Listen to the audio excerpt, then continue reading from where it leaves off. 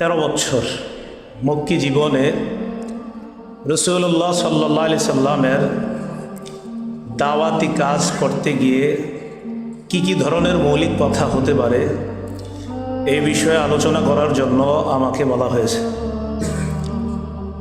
আপনারা প্রথমে 4টা সংখ্যা মনে রাখেন, 3, 2, 5, 3, 3, 2, 5, 3।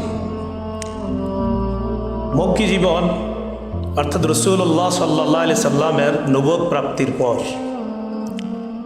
প্রথম 3 বছর গোপনে দাওয়াত দিয়েছেন, প্রায় 3 বছর, 3 গেল। এরপর প্রকাশ্যে দাওয়াত দেওয়া যখন শুরু করলেন, প্রকাশ্যে দাওয়াতের ক্ষেত্রে প্রথম 2 বছর মিথ্যা অপবাদ সহ্য করলেন, এই হলো 3 আর 2 5। পরের 5 বছর মিথ্যা অপবাদ দিয়ে যখন কাজ হয় নাই, জুলুম নির্যাতন শুরু হয়। আগের 5 এই 5 হলো মোট 10। চাচা আবু তালেব এবং খাদিজাতুল কুবরা রাদিয়াল্লাহু তাআলা আনহা তারা মৃত্যুবরণ করার পর পরবর্তী 3 বছর নবীজির জীবনে খুব কষ্টের জীবন ছিল। আগের 10 আর হলো এই 3, এই মোট 13 বছর। তাহলে 3 বছর প্রথমে গোপনে ইসলামের দাওয়াত দিয়েছেন, প্রায় 3 বছর। প্রকাশ্যে দাওয়াত দিতে গিয়ে প্রথম 2 বছর শুধু মিথ্যা অপবাদ সহ্য করলেন, এ হলো 5। পরের 5 বছর জুলুম নির্যাতন সহ্য করলেন, এ হলো 10। চাচা আবু তালেব আর খাদিজাতুল কুবরা রাদিয়াল্লাহু তাআলা আনহা তারা ইন্তেকালের পর নবীজির জীবনের পরের 3টা বছর খুব কষ্টের ছিল, এ হলো মোট 13 বছর। টোটাল 13 বছরে রাসূলুল্লাহ সাল্লাল্লাহু আলাইহি সাল্লাম দাওয়াতের কাজ করতে গিয়ে যেই ধরনের বাধার সম্মুখীন হয়েছেন, আমি আপনি দাওয়াতের কাজ করতে গেলে এই বাধাগুলার সম্মুখীন আমাদের জীবনেও হওয়া লাগতে পারে। যদি ওই বাধার সম্মুখীন হই, তাহলে এতে দ্বীনের দাওয়াতের কাজ ছেড়ে দেওয়ার কোনো সুযোগ নাই, বরং কাজ আগের চাইতে গতি আরও বাড়িয়ে দিতে হবে। এই জন্য আমরা মনে রাখবো, রাসূলুল্লাহ সাল্লাল্লাহু আলাইহি সাল্লাম হলেন মুবাল্লিগ, প্রচারক। সূরা মাইদার 66 নম্বর আয়াতে আল্লাহ বলেন, ইয়া আইয়ুহার রাসূলু বাল্লিগ মা উনজিলা ইলাইকা মির রাব্বিক। হে রাসূল সাল্লাল্লাহু আলাইহি সাল্লাম, বাল্লিগ প্রচার করেন, তাবলীগ করেন, মা উনজিলা ইলাইকা যা আপনার প্রতি অবতীর্ণ করা হয়েছে, মির রাব্বিক আপনার রবের পক্ষ থেকে। তাহলে রাসূল সাল্লাল্লাহু আলাইহি সাল্লাম হলেন মুবাল্লিগ, প্রচারক। রাসূলুল্লাহ সাল্লাল্লাহু আলাইহি সাল্লাম মুবাল্লিগ হিসাবে ইসলাম প্রচার করতে গিয়ে যেই ধরনের বাধার সম্মুখীন হয়েছেন, এগুলো অনেক ধরনের বলা যায়। আমি আজকে আপনাদের সামনে 8টি কথা বলবো। কয়টি? 8টি। খুব ভালোভাবে মনে রাখবেন, প্রথমে 8টি একসাথে বলি। 1 নাম্বার, মুবাল্লিগ বা রাসূল সাল্লাল্লাহু আলাইহি সাল্লাম ইসলাম প্রচার করতে গিয়ে মুবাল্লিগ বা দাঈ হিসাবে প্রথমেই তিনি নির্যাতনের শিকার হয়েছেন। মুবাল্লিগ বা দাঈ হিসাবে দাঈকে নির্যাতন করা। মনে রাখবেন, পৃথিবীর কোনো ভালো কাজকে বাধাগ্রস্ত করার জন্য বিভিন্ন উপায় অবলম্বন করতে হয়। রাসূলুল্লাহ সাল্লাল্লাহু আলাইহি সাল্লামের দাওয়াতি কাজ এটা বাধাগ্রস্ত করার জন্য প্রথমে কি করলো? মুবাল্লিগকে বিরক্ত করা, নির্যাতন করা, এ হলো প্রথম।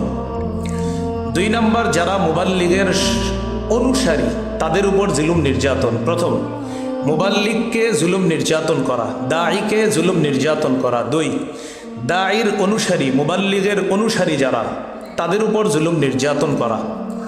3 নাম্বার, এই দাঈ বা মুবাল্লিগের সমর্থকদেরকে চাপ প্রয়োগ করা। 3 নাম্বার, মুবাল্লিগের যে সমর্থক তাদেরকে চাপ প্রয়োগ করা। সমর্থক কেন বললাম? সমর্থকদের মধ্যে যে মুসলমান থাকতে হবে এমন না।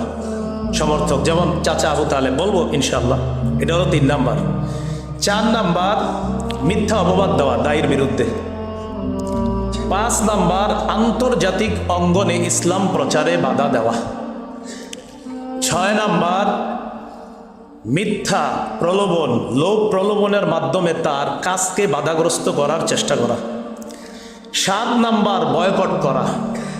8 নাম্বার, তায়েফের ময়দানে রাসূল সাল্লাল্লাহু আলাইহি সাল্লামের উপর জুলুম নির্যাতন।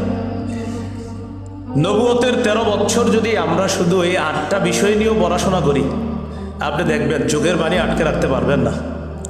আমরা যদি অন্যের কাছে এগুলা প্রচার করি তাহলে দায়ীর কাজ যারা করতেছে বর্তমানে দাওয়াতের কাজ, তাদের কাছে 8টা জিনিস সামনে থাকতেই হবে। 1 নাম্বার, দায়ীকে বিরক্ত করা, নির্যাতন করা। এই ব্যাপারে 2টি দৃষ্টান্ত আমি আপনাদেরকে বলি। 1 সহিহ বুখারীর 520 নম্বর হাদিস, 2 সহিহ বুখারীর 4815 নম্বর হাদিস। মুবাল্লিগকে নির্যাতন করা বা বিরক্ত করা, এটার 2টি দৃষ্টান্ত বলছি। 1 সহিহ বুখারীর 520 নম্বর হাদিস, আব্দুল্লাহ ইবনে মাসউদ রাদিয়াল্লাহু তাআলা আনহুর বর্ণনা। তিনি বলেন, বাইনামা রাসূলুল্লাহ সাল্লাল্লাহু আলাইহি ওয়াসাল্লাম কাইমুন ইউসাল্লি ইনদাল কাবা। রাসূলুল্লাহ সাল্লাল্লাহু আলাইহি সাল্লাম একবার কাবার সামনে সালাত আদায় করছিলেন। ওয়া জামউ কুরাইশিন ফি মাজালিসিহিম, কুরাইশের নেতৃবৃন্দ যারা আছে তারা আপনার ওই পাশে এক জায়গায় বসেছিল।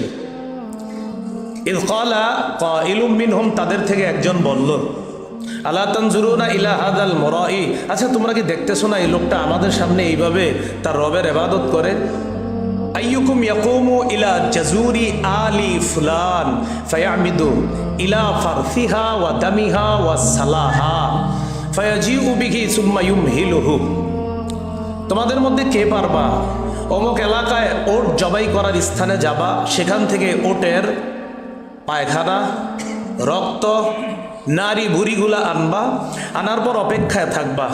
মোহাম্মদ যখন সাল্লাল্লাহু আলাইহি সাল্লাম যখন সেজদায় যাবে তখন সে ওই ওটের নারী ভুড়ি, প্রস্রাব, ওটের রক্তগুলা তার কাঁধের মাঝখানে রেখে দিবে সেজদা অবস্থায়। কে পারবা? নাউজুবিল্লাহ।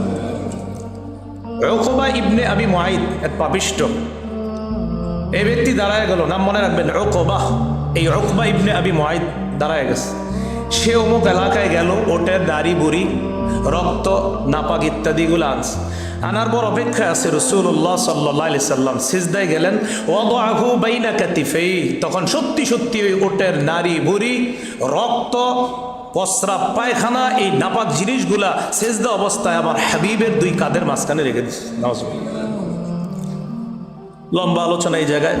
ফানতালাকা মুনতালিকুন ইলা ফাতিমা, একজন ফাতেমা রাদিয়াল্লাহু তাআলা আনহাকে গিয়ে বলছে, তোমার বাবারে এইভাবে নির্যাতন করতেছে, বিরক্ত করতেছে। ফাতেমা রাদিয়াল্লাহু তাআলা আনহা আসছে, আসার পর এগুলা সরিয়ে দিয়েছে। এখান থেকে আমাদের শিক্ষা, দেখেন একজন দায়ী মুবাল্লিগ তিনি কেন ইসলাম প্রচারের কাজ করে, তাদের বাপদাদার ধর্ম বাদ দিয়ে অন্য ধর্মের প্রচার কেন করবে? সহ্য না করতে পেরে নবীর উপর নির্যাতন করলো। আরেকটা দৃষ্টান্ত দেখেন, সহিহ বুখারীর 4815 নম্বর হাদিস। এটার ঘটনাও ঘটাইছে সেই পাপিষ্ঠ ওই উকবা। আগেরটা যে ঘটাইছে এটাও সেই উকবা। এই হাদিসের বর্ণনাকারী উরওয়া ইবনুজ জুবাইর, মনে রাখবো উরওয়া ইবনুজ জুবাইর। তিনি বলেন, আমি নবীর সাহাবী আব্দুল্লাহ ইবনে আমর ইবনুল আস রাদিয়াল্লাহু তাআলা আনহুকে জিজ্ঞাসা করলাম, আখবিরনি বিআশাদ্দি মা সানাআল মুশরিকুনা বিরাসূলিল্লাহি সাল্লাল্লাহু আলাইহি সাল্লাম, মুশরিকরা নবীর সাথে যে ভয়ঙ্কর আচরণ করেছে এই জাতীয় একটা আচরণের কথা আমাকে বলো তো। তখন আব্দুল্লাহ ইবনে আমর ইবনুল আস রাদিয়াল্লাহু তাআলা তিনি বললেন, রাসূলুল্লাহ সাল্লাল্লাহু আলাইহি সাল্লাম একদিন কাবা চত্বরে, কোথায়? কাবা চত্বরে। তো কাবা চত্বরে যখন, তখন ঈদ আকবালা উকবা, ওই যে সেই আগের উকবা, এই উকবা কাবা চত্বরে আসছে। আসার পর কি করছে আপনারা দেখেন, আখাযা বিমানকিবি রাসূলিল্লাহ সাল্লাল্লাহু আলাইহি সাল্লাম, নবীজির কাঁধ মোবারক ধরছে। ধরার পর লাওয়া সাওবাহু ফি উনুকিহি, গলার মধ্যে কাপড় পেঁচায়া, খানাকাহু বিহি খানকান শাদীদা, জোরে একটা টান দিস কাপড় পেঁচায়।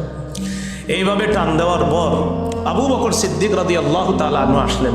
আসার পর তাকে সরায়া দিলেন আর বললেন, আতাকতুলুনা রাজুলান আইয়াকুলা রাব্বি আল্লাহ ওয়াকাদ জাআকুম বিল বাইয়িনাত, তোমরা কি একজন মানুষকে এই কারণে হত্যা করবা যিনি বলে যে আমার রব হলেন আল্লাহ, আর এই ব্যাপারে তিনি স্পষ্ট প্রমাণও তোমাদের কাছে পেশ করেছেন, এই কারণে একটা মানুষকে হত্যা করবা? তাহলে বলেন তো, 8 ভাবে নির্যাতনের মধ্যে প্রথমটা গেল মুবাল্লিগ বা দাঈ বা যিনি ওয়াইজ হবেন তার উপরে এরকম বিরক্ত আসতে পারে, নির্যাতন আসতে পারে। নবীজি তাবলিগের কাজ করতে গিয়ে পার্সোনালভাবেও নবীজির উপরে আঘাত করা হয়েছে, নবীকেও ডাইরেক্ট আঘাত করা হয়েছে। এ হলো 1 নাম্বার। 2 নাম্বার, মুবাল্লিগের অনুসারীদের উপর জুলুম নির্যাতন। দেখেন আপনারা, এটাই মনে হয় 2 নাম্বার। মুবাল্লিগের অনুসারী হযরত বেলাল ইবনে রবাহ, আবু বকর সিদ্দিক রাদিয়াল্লাহু তাআলা, আম্মার ইবনে ইয়াসির রাদিয়াল্লাহু তাআলা, সুমাইয়া রাদিয়াল্লাহু তাআলা আনহা, এগুলো আমরা জানি তাদের উপর কি পরিমাণ অত্যাচার, জুলুম, নির্যাতন হয়েছে। শুধু কি তাই, রাসূলুল্লাহ সাল্লাল্লাহু আলাইহি সাল্লাম একদিন কাবা চত্বরে নবীর এক সাহাবী গিয়ে বললেন, হুজুর একটু কাফেরদের বিরুদ্ধে বদদোয়া করেন না। নবীজির চেহারা মোবারক লাল হয়ে গেছে। জানো অতীত যুগের মানুষ ইসলামের কাজ করতে গিয়ে তাদের মাথায় করাত রাখা হয়েছে, এরপরেও তারা দিন থেকে সরে যায় না। এটা বুখারীর বর্ণনা। তো বলছিলাম 2 নাম্বার, মুবাল্লিগের অনুসারী যারা তাদের উপর জুলুম নির্যাতন করে ওই কাজকে বাধাগ্রস্ত করার চেষ্টা করা হবে। আমাদের নবীজি মোটেই পিছপা হননি, কাজের গতি আরও বাড়িয়ে দিয়েছেন। 3, সমর্থকদের উপর চাপ প্রয়োগ। সমর্থক মানি যারা আমাকে সমর্থন করে, যারা আপনাকে সমর্থন করে, ওই সমর্থকদেরকে চাপাই আপনি তাকে কেন সাহায্য করেন, সমর্থন করেন। কাফেররা ঐক্যবদ্ধ হয়ে নবীর চাচা আবু তালেবের কাছে গেছে।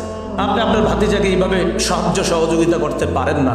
আমাদের বাপদাদার ধর্মের বিপরীতে সে একটা নতুন ধর্ম প্রচার করতেছে, আপনি এইভাবে তাকে সাহায্য করতে পারেন না। আবু তালেবকে 3বার তার আগেই বুঝাইছে। নবীজিকে সর্বশেষ আবু তালেব বুঝাইছে, ভাতিজা তুমি একটু গতিটা কমায় দিতে পারো না। নবীজি কোনোভাবেই রাজি হননি, বরং নবীজি তার দাওয়াত ইসলাম প্রচারের কাজে অটল অবিচল থাকার কথা সিরাতের কিতাবে বিস্তারিত আলোচনা আছে। তখন চাচা আবু তালেবকে এইভাবে চাপ প্রয়োগ করেও নবীর কাজকে বাধাগ্রস্ত করার চেষ্টা করেছিল, কিন্তু বাধাগ্রস্ত করতে পারেনি, বরং নবীজির কাজের গতি আরও বাড়িয়ে দিয়েছে। 4 নাম্বার কি ছিল? মিথ্যা অপবাদ দেওয়া। মাশাআল্লাহ। 4 নাম্বার মিথ্যা অপবাদ দেওয়া। সূরা হাক্কা 41-42 নম্বর আয়াতটা দেখলেই হয়ে যাবে। সূরা হাক্কা মনে রাখবেন 41-42। আল্লাহ পাক রব্বুল আলামিন বলেন, ওমা হুয়া বিকাউলি শাইর কালিলাম মা তুমিনুন ওয়ালা বিকাউলি কাহিন কালিলাম মা তাযাক্কারুন। কাফেররা বলা বলি করতে লাগলো অলিতে গলিতে, মোহাম্মদ কবি, মোহাম্মদ নাউজুবিল্লাহ গণক। আল্লাহ বলে দিলেন, না না, ওমা হুয়া বিকাউলি শাইর, এটা কোনো কবির বক্তব্য না। ওয়ালা বিকাউলি কাহিন, এটা কোনো গণকের বক্তব্য না। সূরা ইয়াসিন আপনারা পাবেন, ওমা আল্লামনাহু শি'রা, আমি নবীকে শের কবিতা শিক্ষা দিইনি। ওমা ইয়ামবাগিলা, এটা তার জন্য উচিত না। তাহলে 4 নাম্বার মিথ্যা অপবাদ দেওয়া, এটাতেও কাজ হয় নাই। এবার তারা 5 নাম্বার ধারায় গেল। 5 নাম্বার আন্তর্জাতিক পরিমণ্ডলে ইসলাম প্রচারে বাধা। হজের মৌসুমে বিভিন্ন বিদেশিরা আসে। নবীজি চিন্তা করলেন বিদেশিদের মাঝে ইসলাম প্রচার কিভাবে করা যায়। কাফেররা চিন্তায় পড়ে গেল, মোহাম্মদ যদি বিদেশিদের মাঝে কথা বলে, তার কথায় যে সৌন্দর্যতা, সুবহানাল্লাহ, এরা স্বীকার করে তার কথার যে সৌন্দর্যতা, যে কেউ মুগ্ধ হয়ে তার কথাগুলো মেনে নিতে পারে। কাফেররাও বলছে, ইন্না লিকাউলিহি লা হালাওয়া, মুহাম্মদ সাল্লাল্লাহু আলাইহি সাল্লামের কথার মধ্যে আলাদা একটা স্বাদ আছে, মজা আছে। এই কথা মুসলিম শরীফও আছে। আপনাদেরকে বলে দেই, আন্তর্জাতিক নাম্বার মোট 3033টা হাদিস মুসলিম শরীফের আন্তর্জাতিক নাম্বার অনুযায়ী। এই অনুযায়ী 868 নম্বর হাদিসটা পড়বেন, অনেক মজা পাবেন। রাসূলুল্লাহ সাল্লাল্লাহু আলাইহি সাল্লামের কথায় কি পরিমাণ মজা। জিমাদ নামে এক ব্যক্তি আসছে, সে ঝাড়ফুঁক করে, ঝাড়ফুঁক। তো জিমাদ মক্কায় আসার পর কাফেররা চিন্তা করলো, এই ব্যক্তি ঝাড়ফুঁক করে, দেখি মোহাম্মদকে ঝাড়ফুঁক করায় তার মাথাটা ঠিক করা যায় কিনা, নাউজুবিল্লাহ। তো জিমাদ যেতে আসলো, আসার পর তারা বলল, শোনেন, এই মক্কায় কিন্তু একটা লোক আছে, তার নাম মোহাম্মদ। সামিআ মিন সুফাহাই আহলি মক্কা, মক্কার নির্বুদ্ধের কাছ থেকে জিমাদ শুনলো, ইন্না মুহাম্মাদান মাজনুন, মোহাম্মদ পাগল, নাউজুবিল্লাহ। মনে রাখতে হবে লোকটার নাম কি, জিমাদ। তো আসছে, আসার পর তখন তারা এই কথা বলে দিল, জিমাদ তুমি তো ঝাড়ফুঁক করো, এই মোহাম্মদ নামে নাউজুবিল্লাহ একজন পাগল আছে, নাউজুবিল্লাহ, তাকে দেখলে ঝাড়ফুঁক করবা, নাউজুবিল্লাহ। তো জিমাদ বলল, টেনশন করো না, দেখি আমার ঝাড়ফুঁকে ভালো হয়ে যায়, টেনশন নেই। একদিন লাকিয়াহু মুহাম্মদ সাল্লাল্লাহু আলাইহি সাল্লাম, নবীজির সাথে সাক্ষাৎ হয়ে গেছে।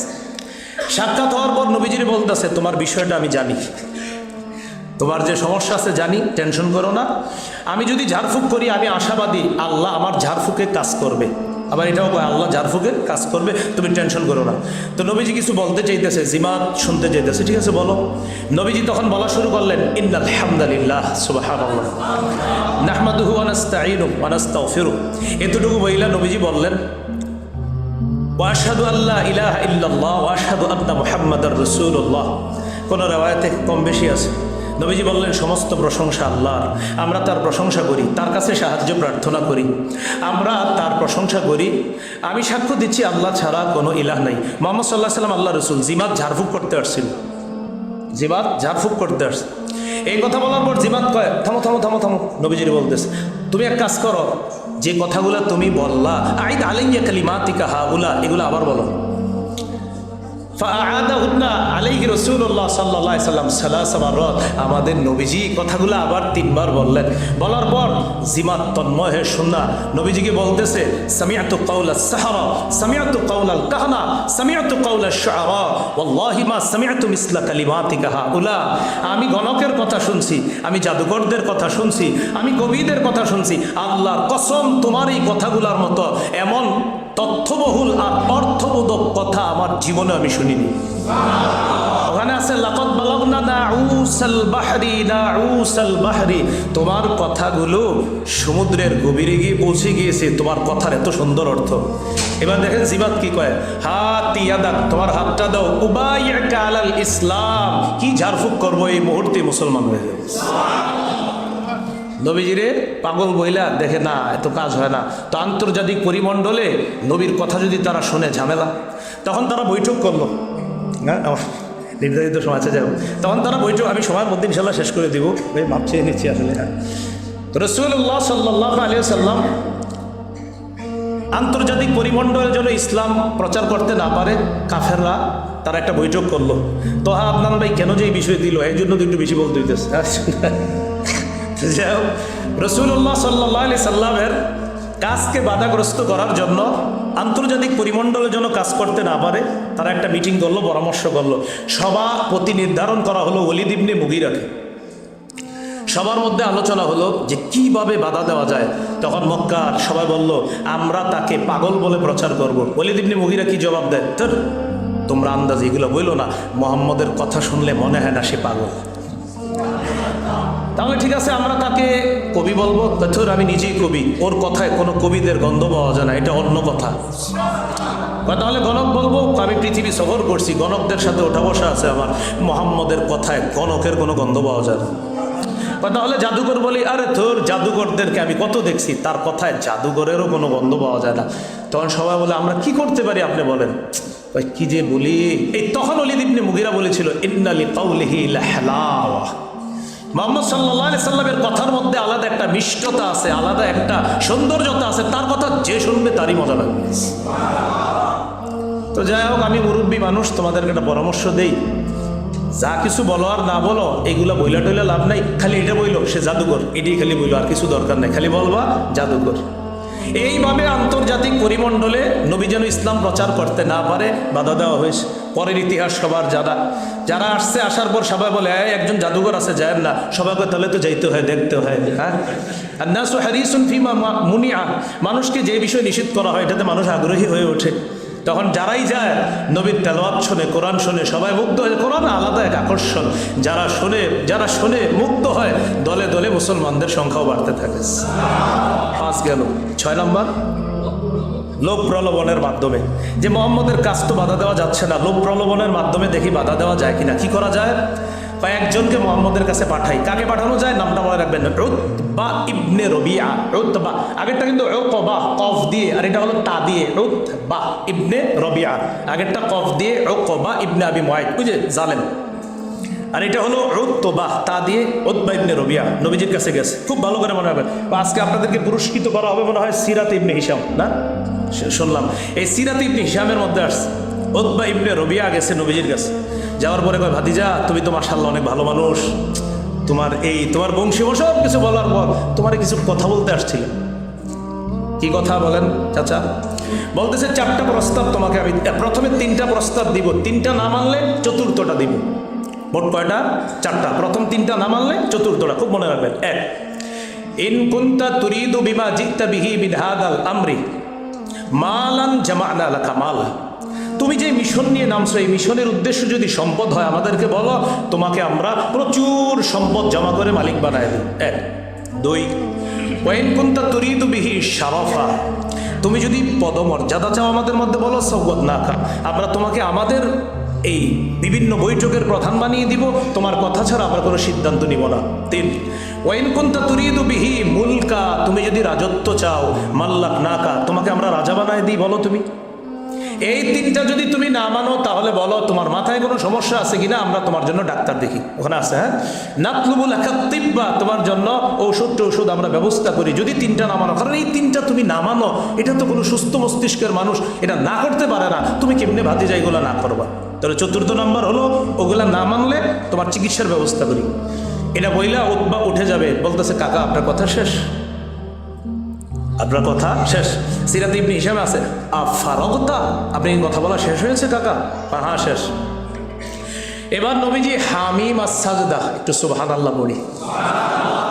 হামিম আস-সাজদা এই সূরাটা তেলাওয়াত করতে লাগলেন। করতে করতে সাজদার আয়াত পর্যন্ত নবীজি পৌঁছলেন। পৌঁছার পর যখন এই তেলাওয়াত করতেছিলেন, উতবা ইবনে রবিয়া নবীজির এই তেলাওয়াত মন দিয়ে শুনতেছে, শুধু মন দিয়ে না, এক পর্যায়ে শুনতে শুনতে ঝুঁকে মাথা ঝুঁকা নবীর কথাগুলা খুব মন দিয়ে শুনতেছে। সেজদার আয়াত যখন আসছে, নবী সেজদা দিছে, তখন তার হুঁশ ফিরে আসছে। ঘটনা কি? আমি আসলাম কি মিশন নিয়ে, হয়ে গেল কি? উতবা ইবনে রবিয়া তাড়াতাড়ি ওখান থেকে উঠে গেছে। আবু জাহেল, কাফের বেঈমান যারা, তারা বললো কি ঘটনা কি? ঘটনার রেজাল্ট তো বেশি ভালো না, শুধু শুধু তার কাছে কাউরে পাঠাও না, যারে পাঠাবা সমস্যা হইতে পারে। মানে এটা সমস্যা কি? সে তার প্রতি আকৃষ্ট হয়ে যাবে, তার কথা যাকেই শুনতে দিবা সে তার প্রতি আকৃষ্ট হয়ে মুসলমান হয়ে যেতে পারে। 7 নম্বর বয়কট। সবভাবে কাজ হয় না, এবার কি করা? বয়কট করা। তাকে বয়কট করি আমরা সবাই মিলে। বয়কটের মধ্যে তারা কি করলো? বয়কটগুলো কীভাবে মনে রাখেন? 1, মুসলমানদের সাথে কেনা বেচা করবো না আমরা। 2, তাদের সাথে বিয়ে শাদী কোনো হবে না। 3, তাদের সাথে আমরা কোনো ধরনের মুআমালাত মুআশারাত মানে কোনো ধরনেরই কোনো লেনদেন করব না, ব্যবসা বাণিজ্য করব না। 2, বিয়ে শাদী ইত্যাদি করব না। 3, সামাজিকভাবে এমনভাবে বয়কট করবো যে কোনো ধরনের লেনদেন তাদের সাথে থাকবে না। 4, মুহাম্মদকে আমাদের কাছে যতদিন সঁপে না দিবে ততদিন পর্যন্ত এই বয়কট বলবৎ থাকবে। এই 4টা কথা তারা বলে বয়কটের প্রস্তাব করলো এবং বয়কট হয়ে গেল। শুধু তাই না, মুসলমান সহ নবীর চাচা আবু তালেব কাফের হওয়া সত্ত্বেও ভাতিজাকে একা ছেড়ে দেয়নি। আবু তালেব সহ শিয়াবে আবি তালেবের মধ্যে প্রায় 3 বছর কঠিন এক জীবনের মধ্যে অতিবাহিত করেছেন। সাদ ইবনে আবি ওয়াক্কাস রাদিয়াল্লাহু তাআলা আনহু বলেন, এমন হয়েছে যে আমি একদিন রাতের বেলা গাছের পাতা পেরে ওইটাকে আমি সুন্দরভাবে ধুয়ে আগুনে পাক করে এরপর ওইটা খাইছি। এরকম অবস্থা হয়েছে আপনার ওই বয়কটের অবস্থাটা। এগুলো 8 নাম্বার তায়েফের নির্যাতন। নবীজি দেখলেন এদের মাঝে কাজ হয় না, তখন যে অনেক দাওয়াত দিলাম কিন্তু তারা তো আমাকে খালি মারে, নির্যাতন করে। নবীজি তখন গেলেন তায়েফে। সহিহ বুখারী একটা হাদিস নোট করে রাখতে পারেন, 3231 নম্বর হাদিস, 3231। এই হাদিসের মধ্যে আসছে আম্মাজান আয়েশা সিদ্দিকা রাদিয়াল্লাহু তাআলা আনহা নবীজিকে বলেছিলেন, হাল আতা আলাইকা ইয়াউমুন, নবী আপনার জীবনে কি এমন কোনো দিন আসছে কানা আশাদ্দা মিন ইয়াউমি উহুদ, উহুদের চেয়েও কঠিন ছিল? নবীজি বললেন, আয়েশা লাকাদ লাকিতু মা লাকিতু মিন কওমিক, ওদের যুদ্ধে তোমার সম্প্রদায়ের থেকে যেটা পাওয়ার সেটা তো পেয়েছিলাম, তবে এর চেয়ে আরও কঠিন দিন ছিল কখন জানো? ইদ আরাদতু নাফসি আলা ইবনে ইয়ালিল, আলা আব্দি ইবনে ইয়ালিল ইবনে কুলাল, নামটা আব্দে ইয়ালিল ইবনে কুলাল, তার কাছে যখন আমি আমার দাওয়াত পেশ করলাম। যদিও তারিখের কিতাবে আরও পাবেন হাবিব, মাসুদ আর আব্দে ইয়ালিল ইবনে কুলাল, এই 3 জনের কাছে নবী দাওয়াত পেশ করেছিলেন। তো দাওয়াত পেশ করার পর আয়েশা তারা আমার এমনভাবে নির্যাতন করছে, নির্যাতন করতে করতে আমি বেহুশ হয়ে গেলাম। আয়েশা হঠাৎ রফাত রাসি, আমি মাথা উপরে উঠে দেখি, ফাইদা আনা বিসাহাবা, আমি বিসাবাহা, আমি দেখলাম যে আমি একটা মেঘের নিচে আসি। ওই মেঘের মধ্যে আমি তাকায় দিই জিবরিল আমিন আমাকে ছায়া, আযাল্লাতনি, ওই মেঘ আমাকে ছায়া দেয়। হঠাৎ দেখি জিবরিল আমিন আমারে বলতেছে, ইন্নাল্লাহা কাদ সামিআ কাওলা কওমিকা লাকা ওয়া মা রাদ্দু আলাইকা, আপনি তায়েফবাসীর দাওয়াত দিয়েছেন, তারা যে জবাব দিয়েছে আল্লাহ সব শুনছে। তখন বাআসা ইলাইকা মালাকাল জিবাল, পাহাড়ের দায়িত্বে নিয়োজিত ফেরেশতা আপনার কাছে পাঠিয়ে দিয়েছে, লিতা'মুরাহু বিমা শি'তা ফীহিম, আপনি তাকে যা মন চায় সেই আদেশ আপনি করতে পারেন। নবীজি সাল্লাল্লাহু আলাইহি সাল্লামকে ওই যে পাহাড়ের দায়িত্বে ফেরেশতা তিনি নবীজিকে সালাম দেন। নবীজি বলেন, না দানি, আমাকে ডাকলেন, সাল্লাম আলাইয়া, আমাকে সালাম দিলেন। সালাম দেওয়ার পর আমাকে বললেন, আপনি যদি বলেন আন উতবিকু আলাইহিমুল আখবাশাইন, এই 2 পাহাড় তাদেরকে চাপা দিয়ে আমি শেষ করে দেই, আপনি বলেন আমি আপনার হুকুম পালন করব। নবীজি বললেন, লা বাল আরজু আইয়ুখরিজাল্লাহু মিন আসলাবিহিম মান ইয়াবুদুল্লাহ লা ইউশরিকু বিহি শাইআ, তারা আমার দাওয়াত গ্রহণ করে নাই, কি হয়েছে? আমার আশা তাদের বংশ থেকে যারা আসবে, ঔরস থেকে যারা আসবে, আমার আশা তারা আমার দাওয়াত গ্রহণ করবে, তারা আমার এই সত্য বাণী গ্রহণ করবে। তাহলে কি শিখলাম? এই 8 ভাবে নির্যাতনের কথা জানলাম, যদিও আরও ব্যাপক আলোচনার বিষয়। আমরা দাওয়াতের কাজ করতে গিয়ে, আমরা দায়ী হিসাবে কাজ করতে গিয়ে আমরা কিন্তু এই কথাগুলো সামনে রাখা, বিশেষ করে মক্কি জীবনের 13টা বছর নবীজি যে নির্যাতনের শিকার হয়েছেন, এগুলা সামনে রেখে আমরা দাওয়াতি ময়দানে কাজ করা। আল্লাহ আমাদের সকলকে যে কথাগুলো বললাম, শুনলাম, আমরা আমাদের সকলকে আমল করার তৌফিক দান করেন। এখানে শ্রদ্ধেয় ওলামায়ে কেরামগণ আছেন, বিশেষ করে আমার উস্তাজে মুহতারাম হজরতের কাছে আমি ইরশাদুস সরফ পড়েছিলাম। হুজুর ইরশাদুস সরফে আমাদেরকে সরফ পড়াইতেন। আমাদের মাদ্রাসাগুলোতে যেইভাবে দরবায় দ্রুব দরবানের সরফে সগীরটা শেখানো হয়, হুজুর ওইভাবে শিখাইতেন না, বরং আরও ব্যাপকভাবে শিখাইতেন। আমাদের মাদ্রাসাগুলো ছোট, হুজুর যেটা বলতেন অনেক লম্বা, প্রায় 58-60টার মতো, এই বিশাল। যে পারতো তারা 1 টাকা পুরস্কার দিতেন। হুজুরের কাছ থেকে 8বার পুরস্কার পেয়েছি 1 টাকা করে। আমার মনে, আমি সেই 8টা কয়েন এখনও রেখে দিয়েছি। হ্যাঁ, আমার পুরা মনে আছে। এবং আমার উস্তাদ মুহতারাম এখানে আসছেন, হজরতের হায়াতে আল্লাহ বরকত দান করেন। এই জায়গায় ওলামায়ে কেরামগণ যারা আসছেন সবার হায়াতে আল্লাহ বরকত দান করেন। আমি আসলে একটু ব্যস্ততার কারণে একটু যেতে হচ্ছে, সবার কাছে দোয়া চাই। আসসালামু আলাইকুম ওয়া রাহমাতুল্লাহি ওয়া বারাকাতুহু।